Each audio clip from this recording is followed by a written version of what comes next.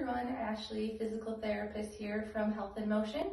Now that fall is upon us and school's back in session, I just wanted to give a few tips and tricks for teachers and students throughout the workday. So, one thing that you can do as a teacher is give more standing breaks to your students throughout the day. Every 30 to 45 minutes, if kids can just get up and stand and do a couple stretches, that will keep them learning throughout the day. One of the stretches that you can do is just standing next to your chair. Just put one foot in front of the other, and then you're just going to lunge forward on your front foot, keeping your back foot down, and that's going to give a good stretch to the front of the hip here. Just a few repetitions each way. And the other stretch that you can do is just reaching up and across, getting a good stretch throughout the back and the arms. So you just reach up and across each direction, like so.